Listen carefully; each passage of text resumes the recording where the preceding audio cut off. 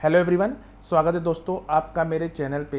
मैं प्रशांत कुमार शुक्ला एडवोकेट। साथियों, आज के वीडियो में हम लोग बात करेंगे इलाहाबाद हाई कोर्ट का एक लेटेस्ट जजमेंट के बारे में, जहां पति के ऊपर जो दहेज हत्या का जो मामला था, जिसके ऊपर आजीवन कारावास की सज़ा थी, जहां इलाहाबाद हाई कोर्ट ने आजीवन कारावास की सज़ा को घटाकर 10 साल कर दिया।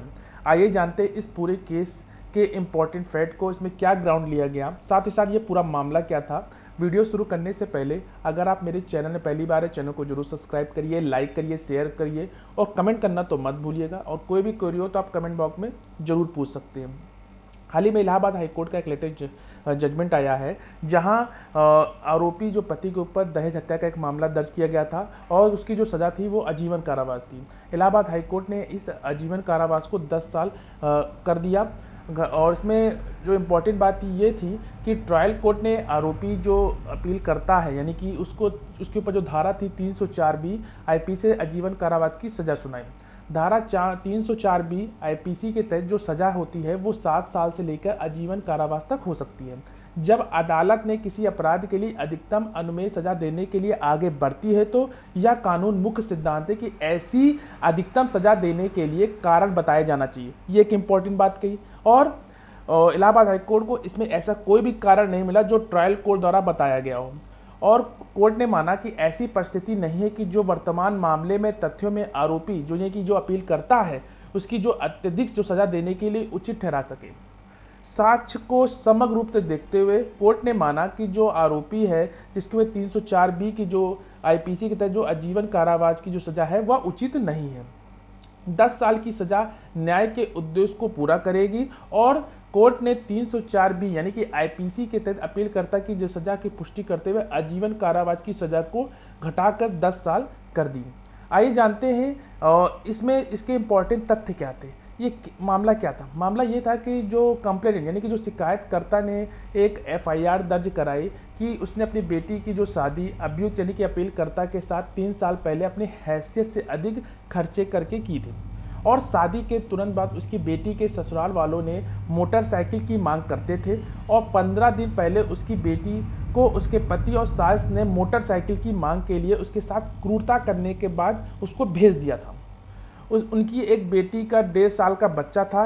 एक दिन पहले यानी कि 11/11/2014 को लगभग शाम के 6 बजे उसे सूचना मिली कि उसकी जो बेटी के पति और सास ने अपने रिश्तेदारों से मिलकर उसकी बेटी की हत्या कर दी है और उसके बाद उन्होंने उस पर मिट्टी का तेल डलाकर उसके आग लगा दी है। उसके बाद पति और उसके पति का जो भाई है, उसकी जो सास है, पति के अज्ञात रिश्तेदारों के खिलाफ एक एफआईआर दर्ज कराई गई। कोर्ट के समझ क्या बात रखी गई, आइए वो जानते हैं। याचिकाकर्ता यानी कि याचिकाकर्ता की तरफ से जो वकील ने यह तर्क दिया कि जो PW2 है, यानी कि अपनी जिरा में PW2 ने कहा कि उसने शाम को लगभग 6 से 7 बजे मृतक की मौत की सूचना मिली। जब वह अन्य व्यक्तियों के साथ मृतक के वैवाहिक घर पर पहुंचा तो वह कोई भी व्यक्ति मौजूद नहीं था और केवल मृतक का जला हुआ शव पड़ा मिला था।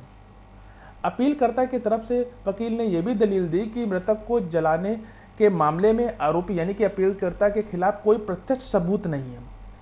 इसके बाद जो कथित जो घटना से पहले जो आरोपी यानी कि अपीलकर्ता के खिलाफ कोई भी रिपोर्ट या शिकायत दर्ज नहीं की गई, इसलिए दोष सिद्धि का फैसला आदेश और भौतिक अवैधता और अनियमितता से ग्रस्त है और ट्रायल कोर्ट द्वारा लौटाए गए निष्कर्ष विकृत और अवैध है और आरोपी अपीलकर्ता को बरी किए जाने योग्य है। ये बात याचिकाकर्ता की तरफ से तर्क में रखी गई।